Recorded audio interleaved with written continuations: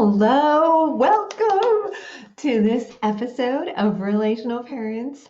I am so excited to start talking to you about wholeness in a slightly different way because for the first 2 weeks of the month, the first two episodes on wholeness, we've been talking about it from the perspective of you, the parent, primarily. And what I'd like to do is switch gears a little bit here, or at least open up the gears, and also look at it from the standpoint of your child, your adolescent, and their wholeness. And now I know, especially when our kids get to a certain point in adolescence, for some of us, it comes a little earlier than others. And for some of us, we never see it, maybe because it doesn't happen yet, and maybe because it happens under the radar. But there's going to come a point in most people's adolescence where they are going to make some choices that, if we were in control, we would not make for them. We would not allow them to make if we were in control, okay? Which we're not. And so I'm just going to say it. It's decades later, right? I can say this. My parents might listen to this.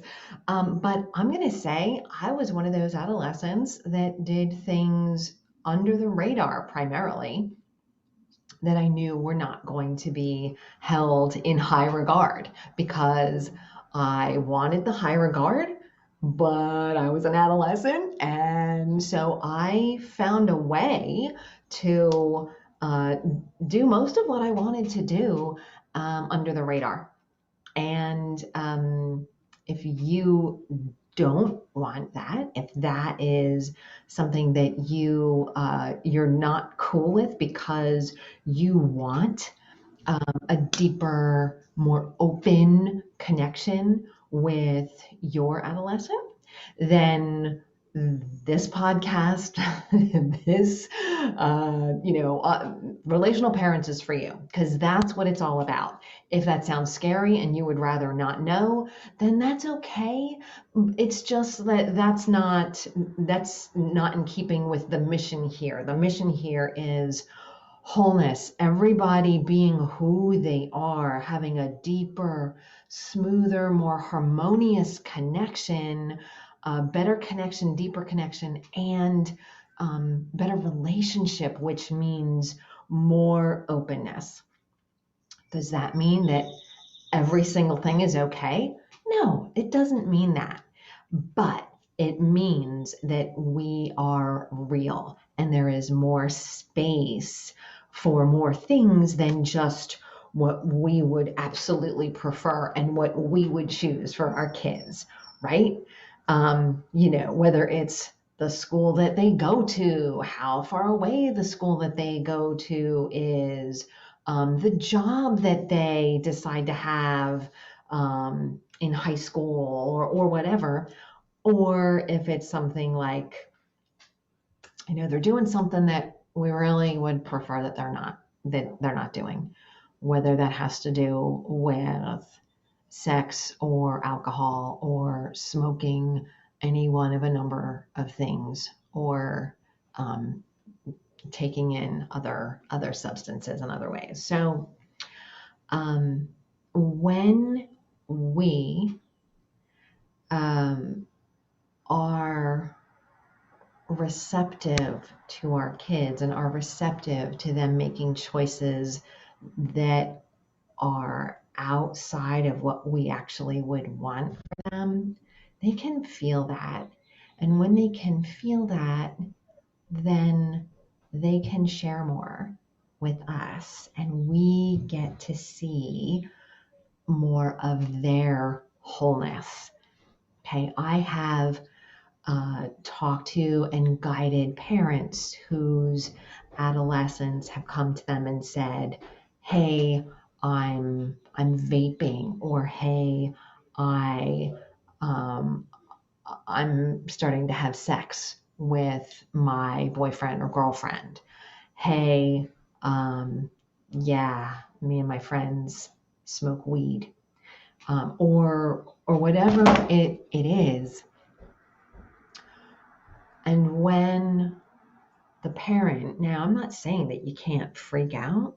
I'm just saying it's better if you freak out to someone else, whether that's your partner, your girlfriend, your co-parent, your coach, to somebody else, to your pillow, instead of freaking out in front of them. And I'm not saying what's right and what's wrong, right? Every adolescent, every parent, every relationship is different. But when we can come into receptivity ourselves and allowance of someone else's choices, then we have a better shot at interacting with them around those and not pushing them under the radar, pushing them to where they're not talking to us at all about it and where they're only talking to their peers. Okay.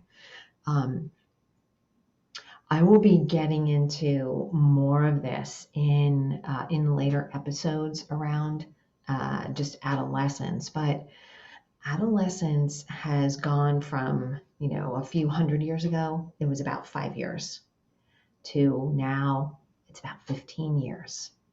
And it keeps on the gap, not the gap, the length of that time period of adolescence keeps growing.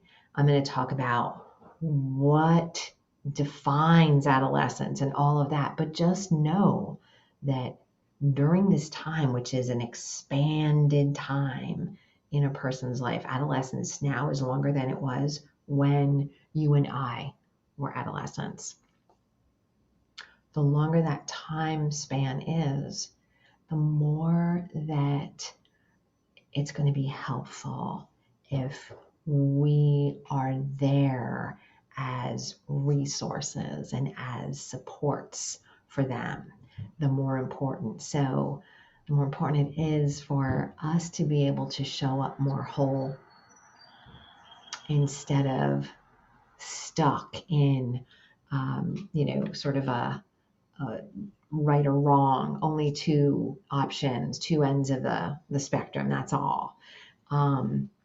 So that they can share more of who they are with us. And so we have an opportunity to support them and interact. And nothing is forever, right? So just because someone is making a choice right now doesn't mean that that's cast in stone and that's going to keep on happening. So I am here for you. Please, if you are not already in our Facebook group, I invite you to join us there. We're having great conversations, and I would love to support you. Okay, until next time, bye for now.